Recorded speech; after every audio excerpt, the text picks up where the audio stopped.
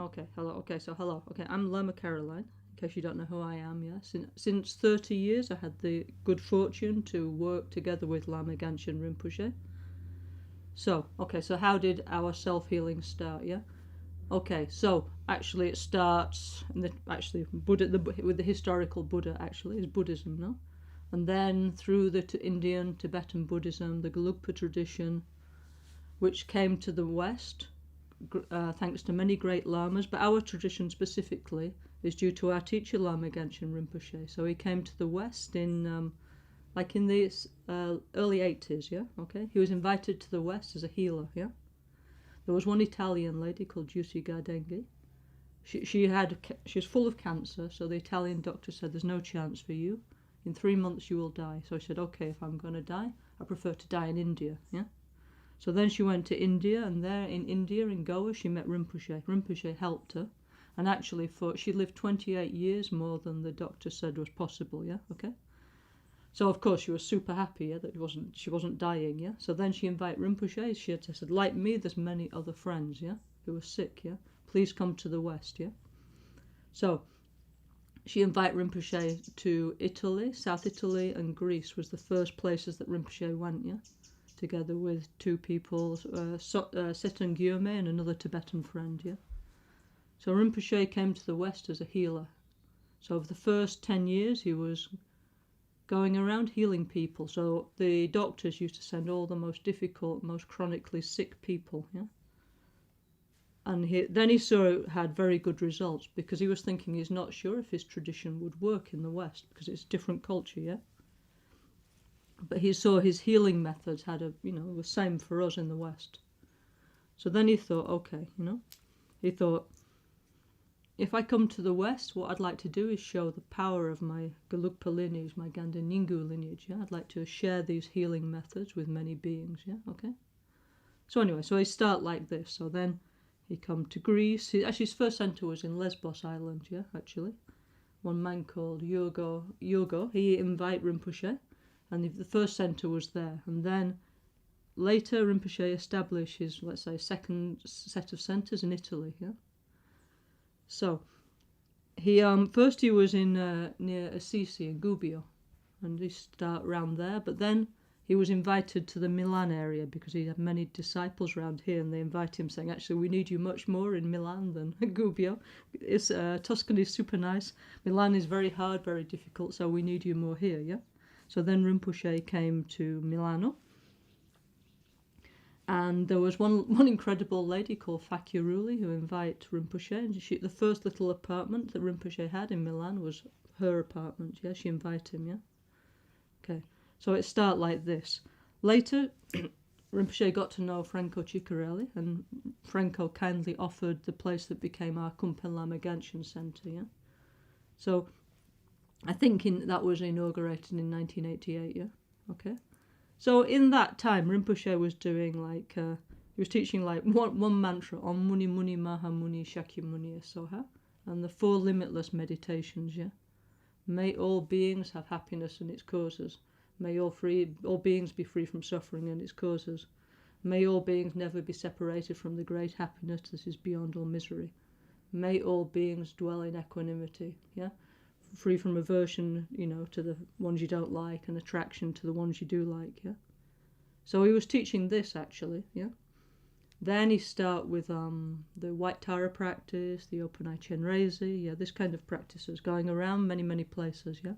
Like around Europe and also in South America. Also at this time, he started his first centres in Brazil, yeah? His first centre was in Ilhabela and Monica Benvenuti. She invited Rinpoche. She met him in Goa in India. So then through this she invited Rinpoche to Brazil, and then the whole story started in Brazil, yeah, okay? Okay. Actually in Spain, I don't know how exactly it started, but perhaps we can ask one Spanish friend to explain afterwards, yeah, okay? Anyway, so it started like this. So for the first, let's say, 10 years, Rinpoche was going around healing people very sick of body and mind, yeah? So in the Tibetan tradition, they have like blessing pills, yeah?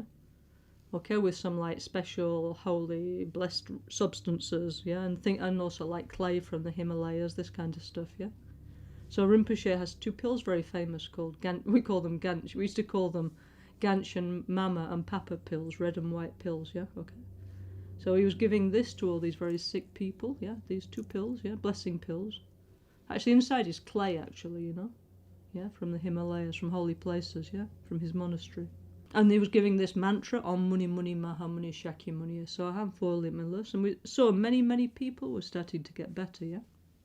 Okay, so it started like this, yeah. Okay, so me personally, I arrive in the middle of all this in 1990, yeah, okay. Actually, the same day as Cozy, actually, yeah. So I met Rinpoche before in England, and invite me to come over to Milano to compare Lama Gangchen, and I wanted to study the Buddhism with him, you know. I understood he was a really great master, and I really wanted to study with him, so I came over, yeah. So anyway, I'd arrived in the Kumpen, yeah, and Rinpoche was doing a lot of healing pujas, inviting lots of monks, yeah, and helping lots and lots of people, but not giving so many teachings, yeah. Also at that time he couldn't speak English, like very little, yeah, okay. And also kind of really difficult to understand what he was saying, yeah. But in 1990 he went to one place called Borobudur in Indonesia, yeah, which is the last great remaining mandala from the Indian period, yeah. It was built in the 8th century. Anyway, I'll talk about that on another of these little films, yeah. So he came back from Indonesia to Milano, and he came back, and Cozy, you know, his secretary, she produced this piece of paper. On it was 5 Dhyani Buddhas, 5 supreme healers, and the mantras and the symbols, yeah. Then on the back was one picture of Borobudur. Rinpoche gave this to me, and he said, okay, now we're going to make a book. And I was like, okay, yes, all right, yeah. Because then I got one little notebook like this, you know, like pocket books. I thought, oh, he doesn't say very much, you know. Okay, this won't take very long. Little book like this. I said, okay, please. Because until then I was just like sat around meditating, you know, having a good time, yeah. But they said, okay, you're going to help me make a book. I said, okay, yes. So I said, okay, please start, yeah. Now we start. And then for 6 weeks, day and night, we don't stop, yeah. I mean, literally, I mean, also that time we were young, no? Rinpoche also was, it's like, what, almost 30 years ago, no? Also we were almost 30 years younger, yeah. So day and night, almost like no sleep, we did this, you know. It was like a very kind of inspiring moment, yeah. Like full of energy, because, you know, like Rinpoche's energy. And then in 6 weeks we produced the Self-Healing 2, you know. You know, just, you know, write down whatever Rinpoche said. I drew all the pictures, yeah. And in those days it was all like, you know, actually we didn't even have a computer, you know. We had a typewriter, and cut and paste was literally cut and paste, yeah. So all the pictures I used to draw them, then cut. Because Rinpoche said, like, change this, change that all the time, you know. So it was actually like that, yeah. So then we produced the first one, yeah. Okay, during this period, the first computer arrived, and what are we going to do? First Macintosh. Where's the button, you know? We don't know anything, yeah. So anyway, start like this, self-healing, yeah. So what Rinpoche said is, you know, he wanted to share his healing tradition with everybody, yeah. He's a tantric healing master, yeah. The world is very damaged, as we know. There's many political, many economic, many social, many environmental problems, yeah. So what he wanted to do is take like the kind of essence of his tradition, kind of like, you know, the greatest hits, you know, like on the CD, you know, the greatest hits of his tradition, and put it in a way that was accessible for like us, for modern people, yeah. Because the Tibetan tradition, as some of us know, can be very long, very complicated, you know. Like you have to learn Tibetan, and you have to learn tons of. So most more normal people, they don't have time, yeah. So Rinpoche's idea was to take out the most important essential practices, which is the 5 supreme healers and the 5 element mothers, which is truly the essence of tantric Buddhism, yeah, and put it in a way that we could understand and use, you know. So that's what Rinpoche did, yeah. Okay, so he came back from Borobudur, yeah, and then he made a retreat there was 2 retreats he made, like in the middle of Italy, yeah. Now, one was in a place called Velletri, and there was another one. I've forgotten where that one is. But anyway, what he did was he was like trying out self-healing on us, yeah?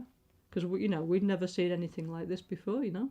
So he was saying, for example, if you go like this, how do you feel? You know, and he was saying, do this, imagine this, and what happens, you know? And then he was asking us to tell our experience, yeah? And at first, like, for example, me, that was a bit difficult, you know? I thought, oh, no. But anyway, we'd try, you know? Yeah. So then, based on all this, he concludes the form of the self-healing practice, yeah? Because he was seeing with us what was fitting, you know? So what Rinpoche said was, at that time, he said, you know, in his past life, he was and he's done many past lives. He's a Tulku, not an incarnate Lama. And he said many lifetimes ago, he was an Indian Siddha called Darikapa, yeah? One of the 84 Mahasiddhas, yeah? And he said that it took him 12 years of very difficult, like a difficult way somehow, you know, to achieve enlightenment. But he said through this self-healing practice, we could achieve it easily, you know? We could get the same realizations like he got in the past lives just by doing self-healing, yeah? So anyway, so we start off like this, yeah?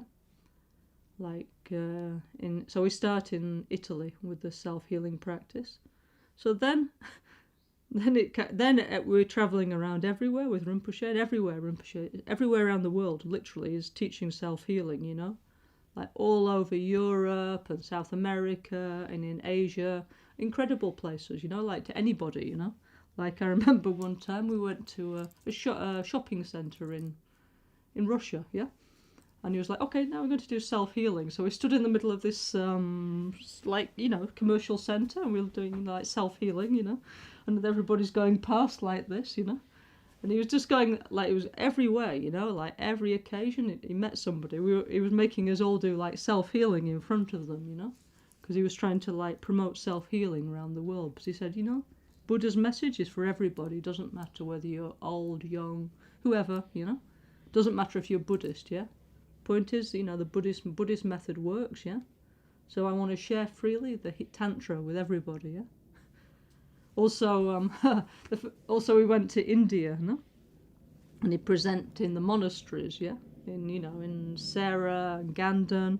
And we all sitting there doing this, and all the monks were like... So at first, you know, for them it was a little difficult because it's something like looks different, you know. But finally, after some time, some of the geshes, they said, actually, we really understand what you're doing, you know. Like, let me think, who, you know, there was... It was just here now in Albaniano, like one Mongolian geshe. Now, what was he called? Anyway, forgot the names, yeah? But some of the, like, for example, Geshe Jampa Tetsog, yeah? Great important master. He said, yes, I understand exactly. This is correct, you know? This is the essence of Tantra, yeah? I've forgotten some names, yeah, but I'll remember, I'll tell you, yeah. But some very important geshes, you know, who were real practitioners of Tantra. They came out in support of Rinpoche, yeah. You know, because in our tradition, it's difficult to like any modification, you know, because from century to century, it's the same, you know. Like very few people have got like the quality, let's say, to innovate, yeah. I mean, you can only innovate if you have really like inspiration and realization, yeah. Everybody else just has to copy, yeah? So it was really like a very special moment, you know? You know? So anyway, so self-healings start like this, yeah? And then so Rinpoche is going all around the... So we used to do like, for example, all around the world, 1 year doing self-healing. 1 year all around the world doing making peace with the environment. Then actually, in the self-healing book, yeah? It talks about Kala Chakra, yeah? And it says, you know, there's some prayers by the Panchen Lama saying, may I achieve enlightenment through the methods of Kala Chakra, Guya Samaja, Haruka, Yamantaka, yeah? Now, actually, this is my fault, yeah, because I kept on insisting, oh, Rinpoche, please, please teach us Guya Samaja self-healing, because Rinpoche's first idea was that self-healing would be enough, yeah? But we were pushing, oh, no, please teach us Guya Samaja, teach us Haruka, teach us Yamantaka. Teach us Kala Chakra. So then Rinpoche, bit by bit, come out all these different self-healing practices, yeah? So as each one of this like came out, each one came out in a very special way, you know? maybe this is a bit difficult for modern people because people are kind of skeptical and materialistic, but with each one there was really some very special sign, you know, something incredible happened with each one. Because my job, one of my jobs is I write down everything, yeah. So all the books, all the practices for the last 30 years, I work with Rinpoche, you know. So I see directly each time, like all these, because I'm with Rinpoche, you know. So I see like each time like something incredible. So what he sees must be much more incredible than what I saw, yeah, for sure, yeah. But me and some other people around Rinpoche, we saw some really incredible things each time, you know. Some kind of sign of like the holy beings, the Buddhas, the blessings were like supporting, yeah, this. It's not just, oh yeah, I'm just going to write something, you know, whatever. No, not at all. Really, like, you know, it looks like the holy beings, the spiritual beings are behind all this, you know.